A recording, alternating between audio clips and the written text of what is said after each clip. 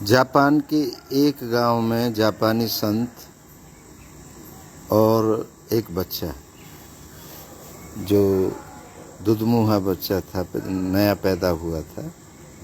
कहानी का टाइटल है सूर्यास्त होने वाला है और अब सूर्यास्त होने के साथ ही हम एक छोटी सी कहानी से आज के दिन का अंत करते हैं। अब सभी की इच्छाओं को नमन करता हूँ।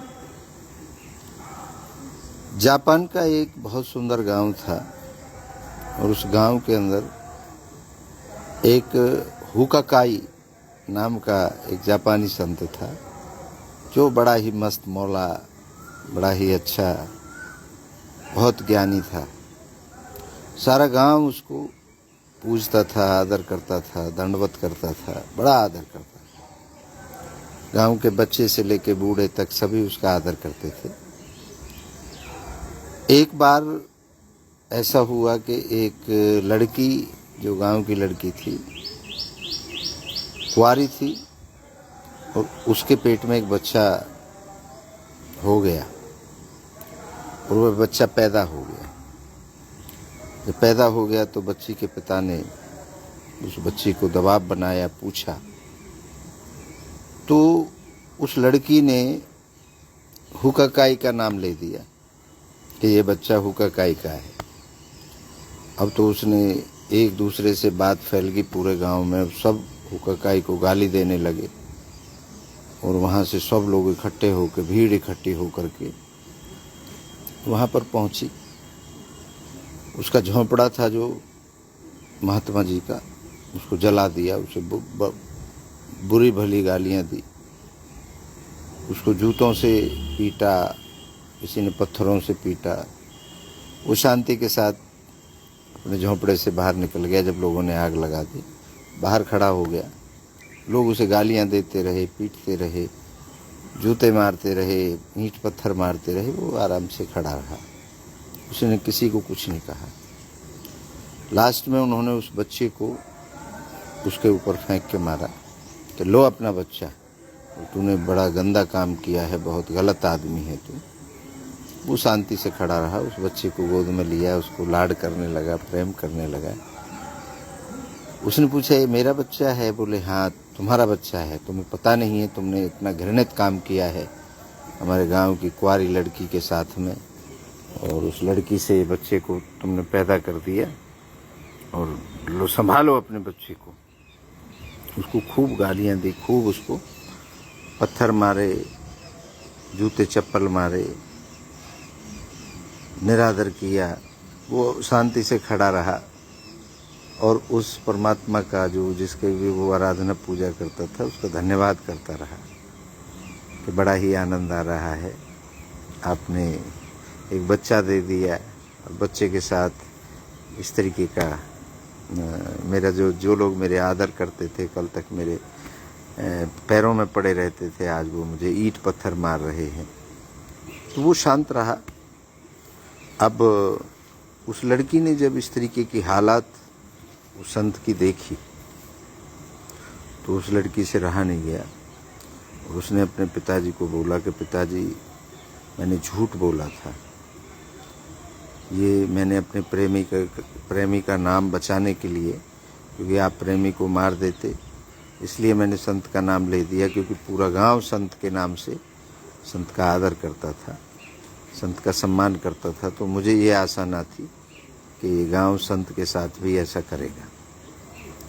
अब उसके बाप को बड़ा गुस्सा आया उस लड़की पे कि तूने ये क्या कर दिया। हम तो संत को पूजते थे, सारा परिवार पूजता था, सारा गांव पूजता था, और संत के साथ हम सब ने इतना दुर्व्यवहार किया। उस लड़की के पिताजी ने सभी गांव वालों को बताया कि ये लड़की ने ऐसे ऐसे बताया है, ये झूठ बोल रही थी और ये लड़का, ये बच्चा संत का नहीं है।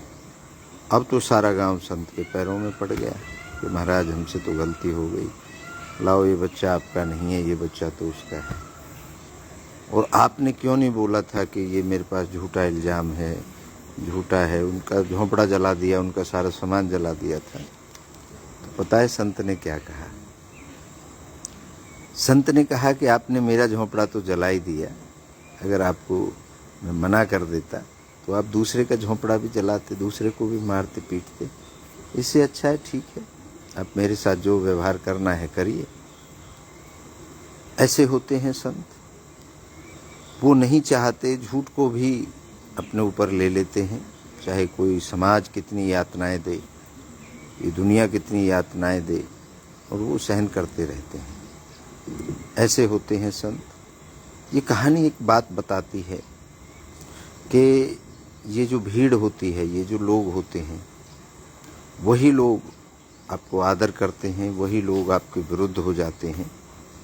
लेकिन उनको एक स्पार्क चाहिए, छोटी सी चिंगारी चाहिए झूठ की, क्योंकि भीड़ के पास दिमाग नहीं होता, भीड़ कभी भी कैलकुलेशन नहीं करती। भीड़ तो बस ये ऐसा हो गया जी, ऐसा हो गया जी। तो मैंने एक दिन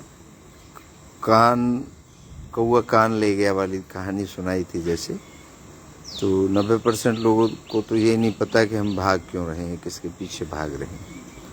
तो इस भीड़ का भी यही होता है कि आप जिसको पूज रहे हैं, जिसका सम्मान कर रहे हैं, 1 मिनट में उसके खिलाफ हो जाते हैं। आज मैं फतेहपुर गांव, हमारे पास पड़ोस में एक कस्बा है, वहाँ गया था। लगभग लोग मुझे जान रहे थे, मतलब वैसे तो मुझे तकरीबन लोग जानते हैं, लेकिन इस बात के बाद में लोगों ने और ज़्यादा, मैं बाज़ार से निकल रहा था तो हर कोई मेरे से पूछ रहा था, महाराज जी ठीक हो, ठीक हो। ऐसा कभी नहीं पूछा लोगों ने। तो मुझे ये ख्याल आया कि ये लोग क्यों पूछ रहे हैं इतना ज़्यादा। तो क्योंकि वो जो वीडियो वायरल हुआ था उसके हिसाब से लोगों के अंदर एक क्यूरियोसिटी है। सम्मान आज भी कर रहे हैं, मैं ये नहीं कहता कि वो सम्मान में उन्होंने कमी छोड़ी, सम्मान सभी कर रहे हैं, लेकिन एक क्यूरियोसिटी उनके अंदर अलग से जगी। इतना मेरे को कभी नहीं लोगों ने पूछा, और अनजान लोग भी मेरी तरफ, जिनको हो सकता है मुझे पहले ना जानते हों, औरतें भी देख रही थी। ये सब चीज़ें एक्सेप्ट करनी चाहिए हम लोगों को। हम संत हैं, हमारे अंदर वो कैपेसिटी है हर चीज़ की हाँ करने की। बहुत सी चीज़ें ऐसी होती हैं जो शायद हमने करी नहीं, करते नहीं हैं, लेकिन हमें पब्लिक को खुश करने के लिए चीज़ों को हाँ भी करना पड़ता है, और मानना पड़ता है कि हाँ हमें गलत है, भैया आप ठीक हो। अब इससे आगे क्या। एक कहानी और मुझे याद आ गई, एक न्यूजीलैंड की कहानी है। न्यूजीलैंड में एक कांट नाम का प्रोफेसर था, प्रोफेसर कांट नाम का था। तो उसने उसका अपना जीवन का स्टाइल था, अपनी इच्छा थी अपने जीवन को अपने तरीके से जीने की। तो वो अपनी ईमानदारी से ड्यूटी करता था, लेकिन रात को 9 बजे से सोता था और सुबह 4 बजे जगता था। 9 और 4 के बीच में उसने अपने नौकर को समझा रखा था, जो केयर टेकर रहता था, कि बेटा 9 और 4 के बीच में चाहे तूफान आ जाए, चाहे भूकंप आ जाए, कुछ भी आ जाए, मुझे जगाना नहीं है आपने। तो बोला जी ठीक है। चलता रहा सिलसिला। बहुत होशियार प्रोफेसर था। तो एक रात वहाँ पे उनके फैक्स आया और उसकी प्रमोशन हो गई। वो वहाँ से, मतलब जो प्रोफेसर था वो उस पद से प्रमोट हो करके वो चांसलर बन गया, मतलब उस कॉलेज का, जो भी कॉलेज था उसका प्रिंसिपल बन गया। अब नौकर ने, वो रात को 12 बजे फैक्स आया, उसने पढ़ा, उसे बड़ा खुश हुआ कि अरे वाह क्या बात है, हमारे मालिक का तो प्रमोशन हो गया है। और भाई ये बात मैं मालिक को बता देता हूँ, क्योंकि इसे देख के तो मालिक खुश हो जाएंगे। तो नौकर ने उस बात को भूल गया था कि मेरे को ये कहा है चाहे कितना ही बड़ा भूकंप भी आ जाए तो मुझे जगाना नहीं है। तो जा करके 12 बजे उस नौकर ने उसको जगा दिया। उस लेटर को लेके गया, प्रोफेसर को हिलाया, और प्रोफेसर जैसे ही जगा, प्रोफेसर ने देखा, उस नौकर ने बोला जी आपका प्रमोशन हो गया, ये लेटर है। उसने एक थप्पड़ दिया खींच के, और अपना बोले कि चादर ओढ़ के फिर सो गया। सुबह उठा तो नौकर बड़ा परेशान रहा, रात भर सोया नहीं कि भैया मैं तो अच्छी बात बताने गया था, मुझे तो धन्यवाद देना चाहिए था, मुझे तो खुशी मनानी चाहिए थी उनको, और उन्होंने तो मेरे को थप्पड़ मार दिया। बुरी बात बताता जब तो ठीक भी था, उन्होंने तो ये कहा था कि भाई चाहे भूकंप भी आ जाए तो आपको मुझे जगाना नहीं है। तो बोला ठीक है जी। सुबह वो उठा 4 बजे, नौकर को बुलाया कि भाई क्यों मेरे को जगा रहा था रात में। उसने कहा जी आपका प्रमोशन हो गया। मैं तो ये सोच के, उसने कहा मैंने जब मना कर दिया है चाहे कुछ भी हो जाए तो आपने मुझे जगाना नहीं है 9 से 4 के बीच में। तो वह बोला जी ये तो आपने तो ये कहा था कि दुख मतलब भूकंप आए या वैसी चीज़ आई, ये तो आपके प्रमोशन की बात मैं बता रहा था। उसने कहा ये कोई भी जो प्रमोशन है या खुशी है ये भी दुख का कारण बनेगी आगे जाके। तो उसने जा कर के और वापस एक लेटर लिखा कि मैं जहाँ हूँ जिस पद पर हूँ मैं उसमें खुश हूँ। जब केवल मेरी प्रमोशन का लेटर आया है तभी मेरी नींद हराम हो गई, तभी रात को 12 बजे मुझे जगा दिया गया। तो आगे चल के पता नहीं ये क्या क्या करेगा, ये पद मुझे सोने देगा नहीं सोने देगा, क्या करेगा। भाई मुझे आपका पद नहीं चाहिए, मुझे तो अपनी जिस नौकरी में मैं हूँ उसमें 9 से 4 सो सकता हूँ और मैं खुश हूँ, मुझे नहीं चाहिए प्रमोशन। तो उस नौकर हैरान रह गया। नौकर ने पूछा जी दुनिया तो प्रमोशन के लिए भागती है। उस कांट नाम का जो प्रोफेसर था उसने उस नौकर को समझाया कि हमें कोई भी चीज़ कुछ दिन अच्छी लगती है, जो प्रमोशन हुआ है वो कुछ दिन हमें अच्छा लगेगा, और जब अच्छा लगेगा कुछ दिन के बाद फिर वो हमारे जो जीवन शैली है जो पहले से चल रही है उसको कहीं ना कहीं प्रभावित करेगा, डिस्टर्ब करेगा। और जब वो डिस्टर्ब होगी तो हमारा जीवन के अंदर अपने आप ही दुख आना शुरू हो जाएगा, क्योंकि सुख कोई भी चीज़ कोई भी पद हमें बहुत लंबे समय तक सुख नहीं दे सकता। जो सुख आज आपको नज़र आ रहा है उसके पीछे बहुत बड़ा दुख छुपा होता है, और जो दुख आज नज़र आ रहा है उसके पीछे सुख, क्योंकि ये 2 पलड़े हैं, सुख और दुख, ये जीवन में चलते रहते हैं। लेकिन एक जो संत होता है वो सुख में भी नॉर्मल रहता है और दुख में भी, क्योंकि वो इन सब चीज़ों से ऊपर उठ जाता है। ऊपर तभी उठ पाता है जब उसको ना तो मतलब कुछ मिल जाए, खुशी मिल जाए, सुख मिल जाए तो उसमें वो बहुत ज़्यादा खुश होता है, और ना ही अगर दुख मिले उन्हें तो दुख में वो बहुत ज़्यादा दुखी होता है, क्योंकि उसको पता चल चुका होता है कि जीवन के अंदर सुख और दुख ये आते जाते रहेंगे। जिस प्रकार से मौसम बदलते रहते हैं, अभी हम बिल्कुल नॉर्मल बनियान में बैठे हैं, लेकिन अब से 2-2.5 महीने बाद देखेंगे कि हम स्वेटर भी पहनेंगे, कोट भी पहनेंगे, चादर भी ओढ़ेंगे। तो ये सब जीवन में बदलता रहता है। एक समय में गर्मी इतनी तगड़ी होती है और एक समय में सर्दी तगड़ी होती है। तो ये मौसम जब बदलते रहते हैं वैसे ही हमारे ज़िंदगी में सुख और दुख इनका भी जोड़ा है, ये भी चलते रहते हैं। तो इनके अंदर अगर हम ये समझें कि भाई अगर हमें कोई सुख मिल गया या प्रमोशन मिल गई तो बहुत बढ़िया हो गया, नहीं, उसके पीछे बहुत बड़ा तूफान, बहुत बड़ा दुख। तो इसमें ये आप ना समझें कि आप प्रमोशन ना लें, बिल्कुल प्रमोशन लें, बिल्कुल अपनी इच्छा, अगर जैसी आपकी इच्छा है। अब कांट की इच्छा नहीं थी, कांट की इच्छा थी भैया मैं सुकून में हूँ, 9 से 4 में नींद लेना चाहता हूँ। और जितना बड़ा पद आपको मिलता जाता है, जितने ज़्यादा आप किसी भी तरीके से चाहे खोज कर रहे हो, चाहे पैसा कमाने के लिए हो, चाहे कुछ भी हो, तो नींद हराम तो होती है। और नींद दुनिया की, ये शब्द याद रखना, नींद दुनिया की सबसे खूबसूरत चार्ज करने वाली, हमारे जीवन के अंदर एनर्जी भरने वाली चीज़ है। नींद अगर किसी आदमी को 2, 4, 6 दिन 10 दिन ना आएगी तो वो बीमार हो जाएगा, पागल हो जाएगा। अब जैसे हमने तो एक प्रैक्टिस करके 7 दिन की अपनी कैपेसिटी बना रखी है कि 7 दिन तक हम दिन और रात जग सकते हैं। वो एक दिन में नहीं हुआ, वो एक दिन में नहीं हुआ, वो हमें क्या है प्रैक्टिस हो गई धीरे धीरे धीरे धीरे, क्योंकि हम एक रात जगे मजबूरी में, फिर 2 रात जगे, 3 रात जगे। जब हम बिजनेस किया करते थे तो अब हम प्रैक्टिस कर लेते हैं कभी कभी कि 7 रात में जग सकता हूँ कि नहीं जग सकता।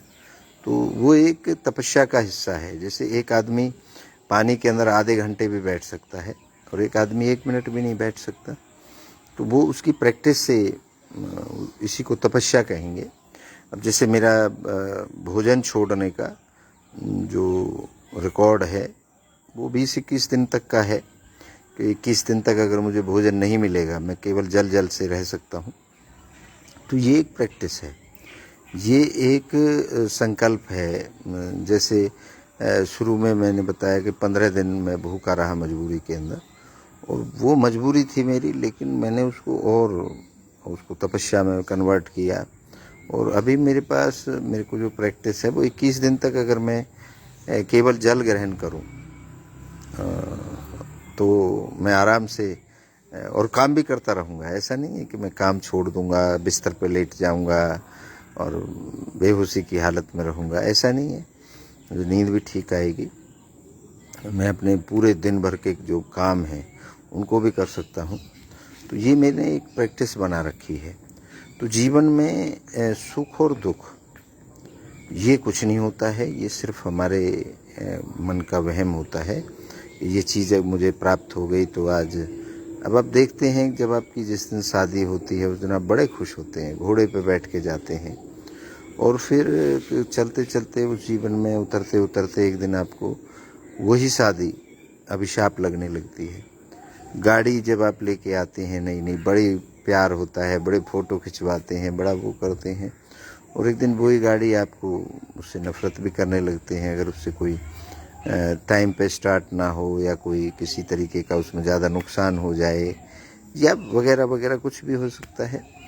तो हम उन सुकून वाली चीज़ों को ही गालियाँ देने लगते हैं। जैसे वो जापानी जो संत था उसने बहुत बढ़िया बात कही कि भैया आप लोग अभी थोड़ी देर पहले मुझे पूज रहे थे, मेरी सेवा कर रहे थे, मुझे अच्छा कह रहे थे, थोड़ी देर के बाद आप लोग मेरे में जूते मार रहे हो, मेरे को गालियाँ दे रहे हो, मैं सबका बुरा हो गया हूँ।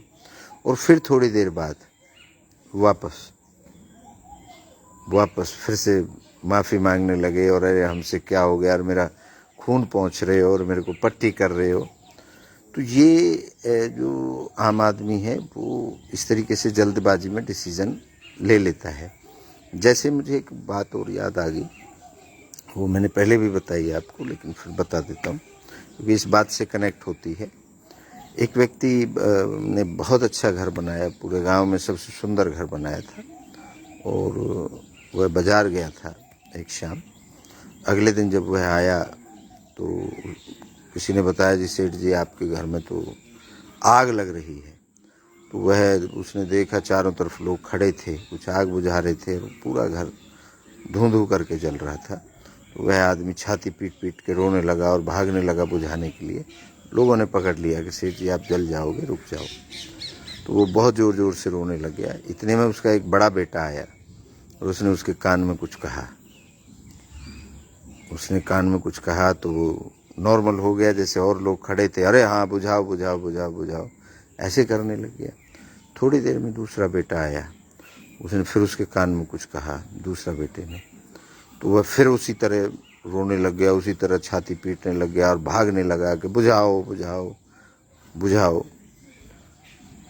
वो करते करते उसका तीसरा बेटा आया और फिर उसने कुछ कान में कहा, और फिर वो दृष्टा बन गया, फिर वो नॉर्मल हो गया।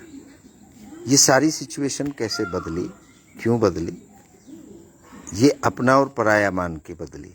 कैसे? पहले बेटे ने क्या कहा था? पहले बेटे ने कहा था, पिताजी जिससे हमारे घर का सौदा चल रहा था, जब आप चले गए थे तो रात को वो हमें एडवांस दे गया 5 लाख रुपए। मान लो 1 करोड़ का मकान था तो 5 लाख एडवांस दे गया, और हमारा तो है ही नहीं मकान, मकान जला है तो उसका जला है।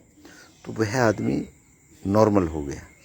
अभी जो रो रहा था कि मेरा जल गया, मेरा सब कुछ हो गया, अभी जब उस लड़के ने उसको बोला कि हमारा है ही नहीं, ये तो हमने रात ही बेच दिया था। तो वो नॉर्मल हो गया, सुकून में आ गया। अब थोड़ी देर बाद दूसरा जो बेटा आया, उसने कहा पिताजी मेरे को तो एक आदमी ने आके कहा है कि उसने कहा है भैया मैंने तो जले हुए घर के पैसे थोड़ी दिए हैं, मैं तो साबुत घर के पैसे दिए, मैं क्यों लेने लगा अब इसको, मैं तो नहीं लूँगा इसको। तो वह आदमी फिर से रोने लग गया, अरे मेरा जल रहा है, मेरा जल रहा है, अरे मेरा ये हो गया। और फिर उसके बाद तीसरा जो बेटा आया, उसने कहा पिताजी वो खुद आया है पैसे लेके हमारे दूसरे घर पे, और पैसे दिए हैं हमें पूरे, और कहा है भैया जलाए तो मेरा जलाए, मैं तो जुबान का पक्का आदमी हूँ, सौदा हो गया हमारा। तो वह आदमी फिर से दृष्टा बन गया, फिर से नॉर्मल हो गया। हमारे जीवन में भी ऐसा ही होता है, रोज़ लोग मरते हैं, रोज़ लोगों के नुकसान होते हैं, लेकिन वो हमारे नहीं। लेकिन जब हमारे घर में कोई नुकसान होता है, हमारे घर में कोई मौत होती है, तो हम बड़ा छाती पीट पीट के रोते हैं। उस रोने से या उस परेशानी से मुझे नहीं लगता कि कोई फ़ायदा होने वाला है। और जो बाहर के लोगों के दर्द में भी आपको अगर दर्द नहीं हो रहा, तो कहीं ना कहीं आपके दिमाग में मतलब वही है अपना और मेरा वाली बात। तो जब आप एक संत उसमें प्रवृत्ति में आते हो, तो फिर आपके लिए कोई सुख दुख, कोई अहंकार, कोई चिंता फिकर, वो सब चीज़ें छूट जाती हैं। क्योंकि एक संत को पता होता है कि अगर अभी सुकून है तो थोड़ी देर बाद में दुख भी आएगा। जिस प्रकार से एकदम आप गर्मी में से निकलें, गर्मी में से आएँ और एक एयर कंडीशन कमरे में जाएं तो आपको सुकून मिलता है। लेकिन थोड़ी देर बाद जैसे ही सुकून मिल गया और बिजली चली जाए, सब कुछ बंद हो जाए, तो थोड़ी देर बाद फिर आपको गर्मी लगने लगती है, फिर आप दुखी हो जाते हैं। तो ज़िंदगी वैसी है। और बहुत जल्दबाजी में किसी भी आदमी का निर्णय, मेरा तो कहना ये है, ना निकालें। कोई मान लीजिए किसी के बारे में कहता है कि ये बहुत बुरा आदमी है और उसने ऐसा कर दिया वैसा कर दिया, और आप तुरंत के तुरंत उस आदमी की धारणा ऐसी बना लेते हैं। वो धारणाएं आपको मेरे हिसाब से नहीं बनानी चाहिए, थोड़ा इंतज़ार करना चाहिए। क्योंकि आपने जब एक पक्ष देखा, एक पक्ष सुना, उस पक्ष को देख करके आपने एक धारणा बना ली कि भैया फलाना आदमी तो बड़ा ख़राब है। जिस आदमी को अभी थोड़ी देर पहले आप अच्छा मान रहे थे, उसको एकदम से आपने ख़राब कर लिया। क्योंकि अगर उस लड़की से, वो जो जापानी कहानी मैंने सुनाई, उस लड़की से अगर गहनता से और पूरे सबूत के साथ अगर पहले ही बात करते वो लोग, तो हो सकता है कि संत के साथ इस तरीके का व्यवहार नहीं होता। तो थोड़ा सा समझ के, सोच के व्यक्तियों को अपने ज़िंदगी में डिसीजन लेने चाहिए। ये आपके घर के अंदर की बात कर रहा हूँ मैं, हमारे घर के अंदर भी ऐसा होता है, हमारे समाज के अंदर भी ऐसा होता है कि किसी व्यक्ति ने किसी के बारे में कोई बुरा कह दिया, लेकिन उसकी जड़ तक वो आदमी इस तरीके से क्यों कर रहा है, उसके पीछे कारण क्या है। एक हमारे को जानकार हैं, उन्होंने अपने घर में आग लगा ली थी। तो एकदम से किसी का मेरे पास फ़ोन आया, अरे उसको गालियाँ देने लगा। वो कोई रिश्तेदार था जी, उसने ऐसे उसको बुरी बुरी गालियाँ देने लग गया, उसने ऐसा कर दिया जी, और ये तो बड़ा नालायक आदमी है, ये तो बड़ा गंदा आदमी है। तो मैंने उसको एक बात कही, मैंने कहा जी आप अपने घर को जला सकते हो क्या? भाई उस आदमी ने अगर अपने घर में आग लगाई है तो आप लगा सकते हो? बोला जी हम तो वक्त तरह पागल थोड़ी हैं। वो पागल नहीं है, कोई भी पागल अपने घर में आग नहीं लगाएगा, वो पागल नहीं है। उसके पीछे कोई ना कोई बहुत बड़ा कारण होगा। वो उस लेवल तक कैसे पहुंचा कि वो अपने ही घर को जला रहा है। तो उस आदमी ने कहा हाँ जी ये बात तो है। तो मैंने कहा इस पर विचार करिए, और हम भी विचार करेंगे, उनसे बात करेंगे। और जब बात का पता चला तो कहानी उल्टी मिली। और जिन लोगों ने ये सोचा समझा, फर्स्ट स्टेप में उनसे बहुत बुरी भली भी बात कही, लेकिन बाद में उन लोगों को पछतावा होना पड़ा। कोई आदमी किसी भी तरीके का अगर कोई डिसीजन लेता है, कोई भी समझदार आदमी या बेवकूफ़ भी आप समझते हैं वो, तो उसके पीछे कोई ना कोई बहुत बड़ा ठोस कारण है। हमारे पिताजी का प्रश्न आया, आज फतेहपुर हम गए थे तो 5-7 लोग बैठे थे, वो हमें अच्छा रिगार्ड देते हैं। उन सब ने मुझे बुला लिया कि महाराज जी आ जाओ, बहुत दिन हो गए, और थोड़ा कुछ चाय पानी हो जाए। तो हमने कहा ठीक, बैठे हम उनके साथ। तो वो सारे समझदार मैच्योर लोग थे, लाला लोग थे। बोले महाराज जी क्या ऐसा हुआ ये, और क्या मामला था। तो हमने उन्हें बताया कि हमारे पिताजी पिछले 10 महीने से नहीं थे हमारे टच में, और नहीं थे तो हमने बड़ा प्रयास किया उन्हें ढूंढने का, लेकिन नहीं ढूंढ पाए क्योंकि उनके पास फ़ोन वोन सब उनके कट ऑफ थे। अब आदमी आज तो फ़ोन के माध्यम से पता कर पाता है, और तो कोई बॉडी में चिप तो लगी नहीं है। तो फिर हमने एक स्टोरी क्रिएट की और एक प्लान बनाया कि अगर पिताजी किसी के टच में होंगे हमारे परिवार के या हमारे रिश्तेदार के, तो वो निकल के बाहर आ जाएंगे। क्योंकि लोगों ने हमारे साथ बदसलूकी भी की, कई रिश्तेदारों ने, कई हमारे आस पड़ोस वालों ने, कई गांव वालों ने, अरे तेरा पिताजी कहाँ है, तू ढूंढ नहीं रहा, वगैरह वगैरह इस तरीके की बातें हुई। तो मैंने उनको बताया कि जी फिर मैंने एक स्टोरी क्रिएट की, और उस स्टोरी में जो लोग थे वो, अब जैसा इन कहानियों में भी नज़र आया आपको, उस बात पे समझ गए कि हाँ भैया ये तो वहाँ से कुंभ से और इधर उधर से ये कर दिया। और हमने वो जो रोल किया उसमें वो बड़ा ही डिफरेंट किया कि श्रद्धांजलि सभा है, और ऐसी श्रद्धांजलि किसी ने करी नहीं कि गांव की परिक्रमा होगी, रोटियां बांटी जाएंगी, मछलियों को आटा डाला जाएगा और ढोल बाजे के साथ में उनकी एक श्रद्धांजलि सभा निकाली जाएगी। तो ये एक प्लान था, और उस प्लान के अंदर वो कंप्लीट भी नहीं हुई, श्रद्धांजलि हुई भी नहीं। श्रद्धांजलि का टाइम 12 बजे का था, और 11 बजे जब हमारी यात्रा चल रही थी तो उसी में पिताजी की तरफ से जहाँ से भी जो भी कनेक्शन हुए, और वो सरपंच तक पहुँच गई वो बात कि जी वो जिंदा हैं, और उन्होंने हमें बताया कि जी वो तो जिंदा हैं, आप ऐसा क्यों कर रहे हो। तो उन लोगों ने भी ये नहीं महसूस किया, ये नहीं सोचा कि अगले ने ढूंढने के लिए ऐसा किया है, तो बस एक ही रट लगा दिया, जी बहुत बुरा हुआ, ये तो जिंदे की श्रद्धांजलि कैसे दे दी। अरे भैया वो हमारी अपनी स्टाइल थी ढूंढने की, और ढूंढ लिया हमने। तो वो लोग बड़े सुकून में हुए और बोले महाराज जी आपने तो बहुत बड़ा अचीवमेंट कर लिए कि अपने पिताजी को इस तरीके से ढूंढ करके निकाल लिया। तो ये जो बातें हैं, ये जो चीज़ें हैं ज़िंदगी के अंदर, जो भी काम है, अगर आप सुकून से अगर आप किसी पर विचार करेंगे, तो मैंने बताया था ना कि स्वामी विवेकानंद जी कहते थे कि अगर आपके जीवन में कोई समस्या ना आए तो आपका जीवन, वो दिन जिस दिन समस्या ना आए वो बेकार है। तो हम तो समस्या पैदा कर लेते हैं अगर कोई समस्या नहीं आती है, तो क्योंकि पैदा करना और उसको ख़त्म करना सब आपके हाथ में होता है। आप कोई ऐसा काम करें नया सा, अगर कोई उस ढर्रे पे नहीं आ रही।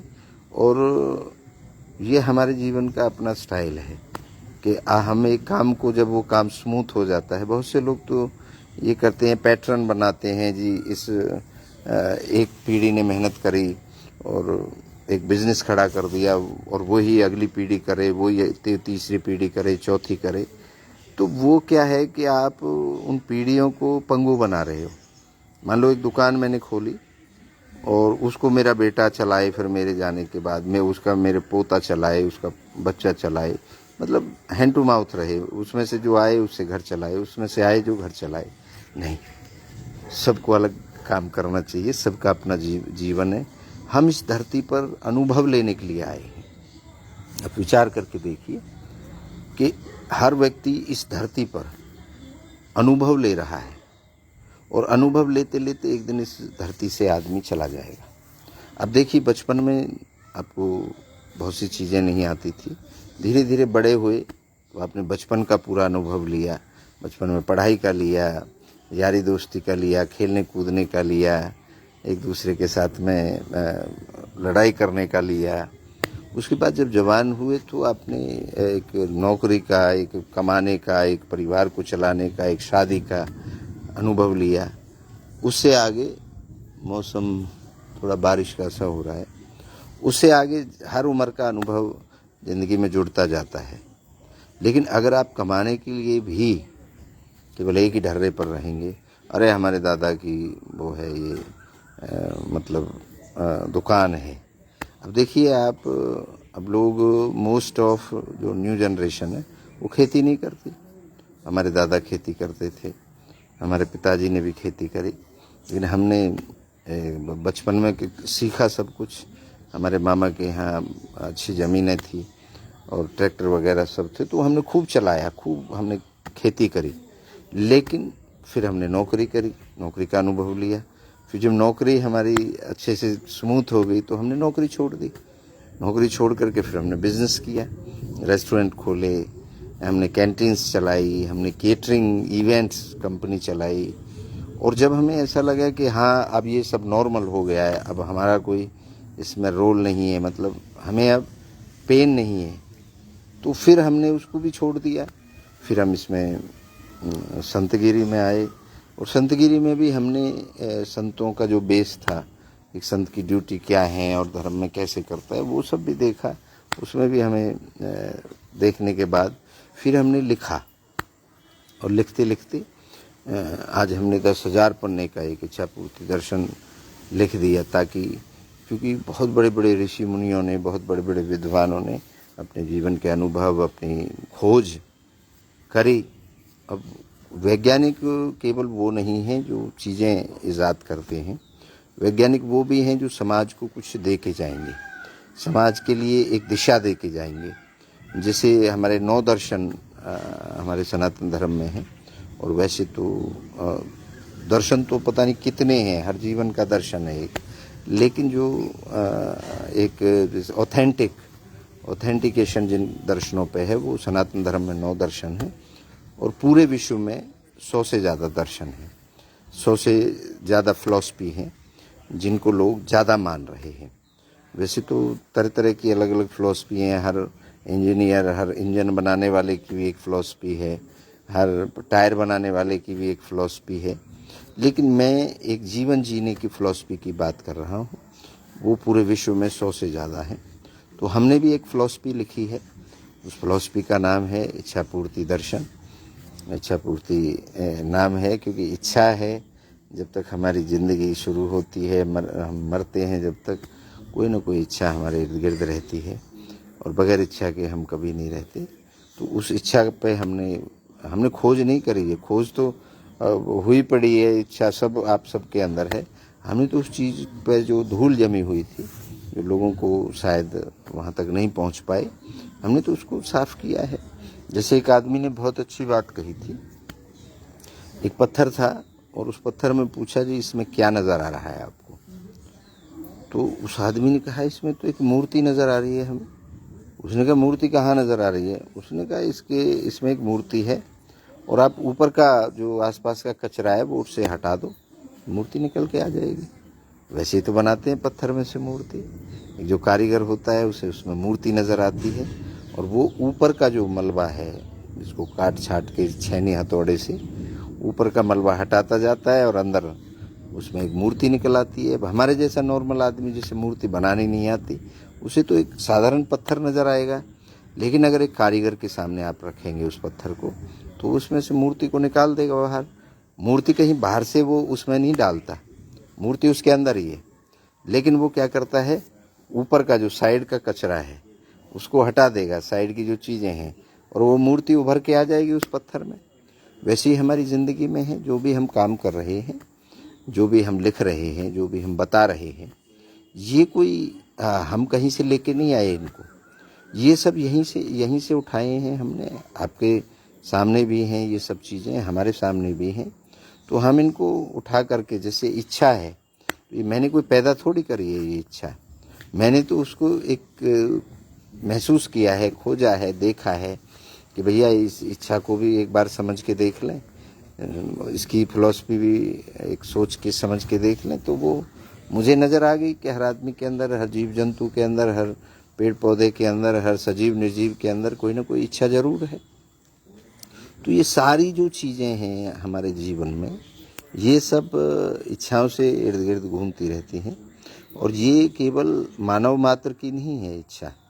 जैसे हमारी फिलॉसफियाँ हैं, वो मोस्ट ऑफ मानव के लिए हैं या एक पर्टिकुलर धर्म को इंडिकेट करती हैं। जैसे बुद्ध का जो दर्शन है, बुद्ध दर्शन है, वो पूरे विश्व के लिए है। उसमें जो चीज़ें हैं वो बहुत अच्छी हैं, उसके जो तरीके हैं वो बहुत अच्छे हैं। और जैसे महावीर जैन का है, वो भी एक किसी धर्म पर्टिकुलर उनका नहीं है, क्योंकि उसमें अहिंसा की बात कही गई है और अहिंसा तो सबके लिए है। तो वैसे फिलॉसफी सबके लिए होती है, लेकिन फिर भी हम उसको दायरों में घेर देते हैं। हम उनको कबीले बना लेते हैं, उनको धर्म बना लेते हैं, उनको ग्रुप्स बना लेते हैं। लेकिन एक अच्छी चीज़ तो सबके लिए होनी चाहिए, मानव के लिए, जीव जंतुओं के लिए। तो ये इच्छा जो शब्द है, ये मेरे हिसाब से सबके लिए है। मच्छर बहुत हो गए हैं क्योंकि मौसम भी इस तरीके के हो रहे हैं, तो मौसम बदल रहा है। ये देखिए, आपको मौसम दिखाते हैं। बादल हो रहे हैं, हवा चल रही है बहुत अच्छी है, इतना सुकून है। हमारा बगीचा है ये, और इसमें देखिए बादल, काले काले बादल हो रहे हैं। सूर्य देव हमारे अस्त हो चुके हैं जी।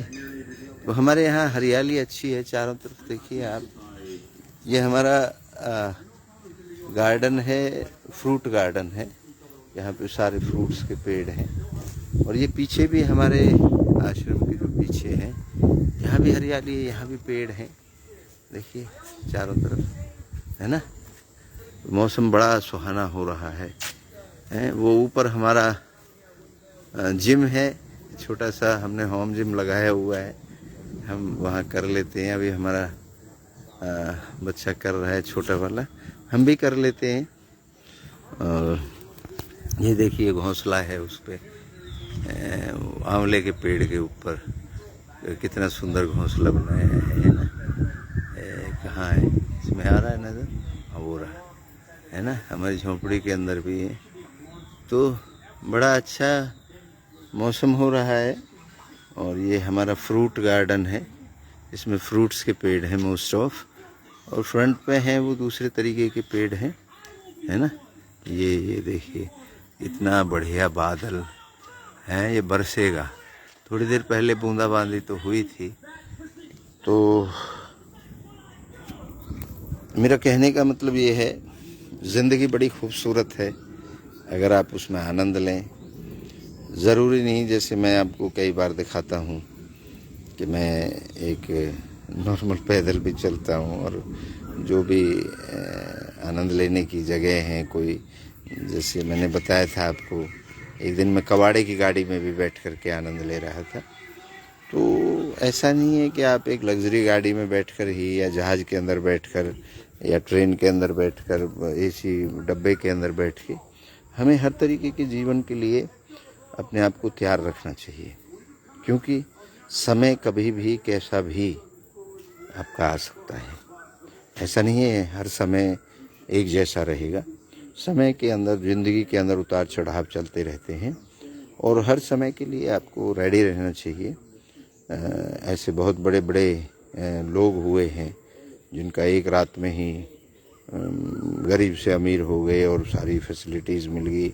एक हमारे यहाँ की एक रियल बात बताता हूँ। हमारे यहाँ से हमारे मामा हैं 20 किलोमीटर, मामा का गांव। उस गांव के साथ में एक छज्जू नगर गांव है, एक छज्जू नगर गांव है।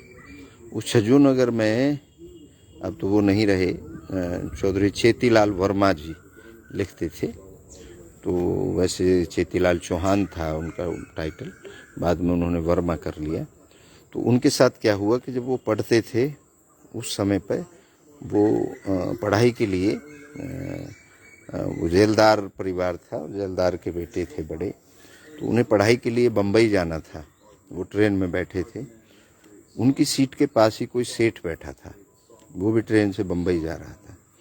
तो जाते जाते उस व्यक्ति को कोई हार्ट अटैक आया और वो परेशान ज़्यादा हो गया। तो वो जो चेतीलाल वर्मा थे, वो जब स्टूडेंट थे, पढ़ने के लिए जा रहे थे, तो उन्होंने उस व्यक्ति की बहुत ज़्यादा हेल्प करी, उसको सुकून, मतलब जैसे भी करके उनकी सेवा करी ट्रेन के अंदर। तो उन्होंने बोला, बेटा आप कहाँ के हो, कहाँ जा रहे हो, क्या बात है, आप तो बड़े हेल्पफुल हो। तो उन्होंने कहा जी ये तो हमारे संस्कार हैं कि कोई आदमी अगर परेशान है, दुखी है, तो उन्होंने कहा कि मेरा बम्बई में ही घर है और आप मुझे मेरे घर तक छोड़ के आओ। तो वो चेतीलाल जो वर्मा जी थे वो उसको सेठ जी को उनके घर तक छोड़ने के लिए चले गए। उस सेठ के पास कोई बच्चा नहीं था, कोई बेटा नहीं था, बेटी नहीं थी और बहुत बड़ा सेठ था।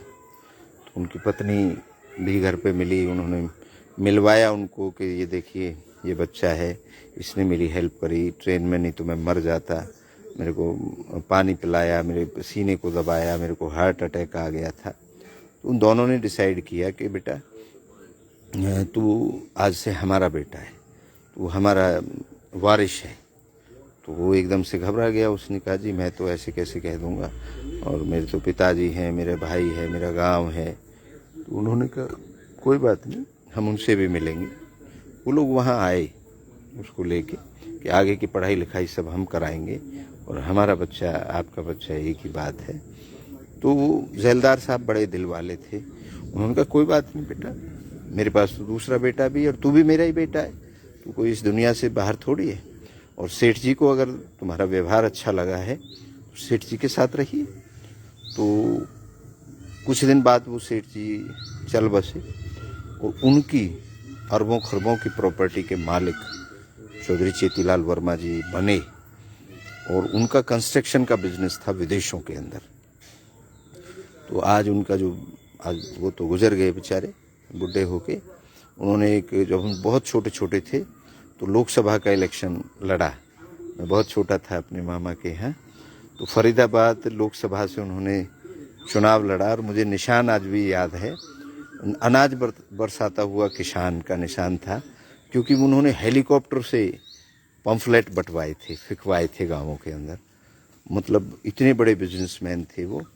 और आज उनके बच्चे हैं, वो भी विदेशों में रहते हैं, वो बहुत बड़े बिजनेसमैन हैं। और यहाँ पे उन्होंने अपने गांव में एक 10-12 एकड़ में एक हॉस्पिटल भी बनवाया। और आजकल तो वो सरकार ने शायद उसमें कुछ फैसिलिटी बढ़ाई है। तो उन्होंने अपनी ज़मीन के अंदर, जो गांव में उनकी ज़मीन थी, खरीद करके कुछ और एक हॉस्पिटल बनवाया और लोगों की खूब मदद की। यहाँ इस क्षेत्र के हजारों जो लोग थे, हमारे मामा की उम्र के जो लोग थे, जो आज 60, 65, 70 के उम्र के लोग हैं, हजारों की तादाद में उनको विदेश में भेजा। क्योंकि उनकी कंस्ट्रक्शन कंपनी थी, वो यहाँ से बाहर लेके जाते थे लोगों को। बहुत लोगों की लाइफ उन्होंने बनाई अपने क्षेत्र की। तो ऐसा भी हो जाता है कभी कभी कि आपकी अच्छाई आपको कहाँ से कहाँ पहुँचा देती है। और ऐसा भी हो जाता है कि जो बहुत बड़े घराने होते हैं, जो राजघराने होते हैं, और उनका भी बताएंगे आपको, जो और दूसरे जैलदार परिवार है, एक और जैलदार परिवार है। पहले जैलदार अच्छे लोगों को बनाया जाता था, जो गंभीर व्यक्ति थे, जो समझदार थे, जो थोड़े पढ़े लिखे थे, जिनका कोई मान सम्मान था। एक जैलदार परिवार ऐसा भी है जो मतलब दुनिया का पैसा खा करके और गांव छोड़ करके ही भाग गया। तो जबकि उनकी भी तूती बोलती थी उस समय पे। तो सब तरह के लोग हैं, वक्त सबका आता है, बदलता रहता है। तो आप घबराइए नहीं। अगर आपको कोई वक्त में डिस्टरबेंस चल रही है तो पेशेंस रखिए, धैर्य रखिए। और धैर्य दुनिया की सबसे बड़ी चाबी है ज़िंदगी में आनंद लेने के लिए। तो यही बताऊंगा मैं तो आपको कि आप सभी धैर्य के साथ, कोई भी जल्दबाजी ना करें किसी भी डिसीजन लेने में। और सुख दुख ये जीवन में आते जाते रहेंगे, अमीरी गरीबी सब चलती रहेगी। और लेकिन अपने आनंद को, अपने प्रेम को, अपने दूसरे के साथ सम्मान को कभी कम ना होने दें। मेरी तो आप सबसे यही प्रार्थना है। माने ना माने ये आपका अपना मसला है। मैंने जो, मेरे दिमाग में जो बात आई, मेरे जो अनुभव रहे, वो मैंने आपसे शेयर करे हैं। अच्छे लगे होंगे या ख़राब लगें, ये मेरे हाथ में नहीं है। आप सभी की इच्छाओं को एक बार पुनः नमन करता हूँ। आप सबकी जय हो।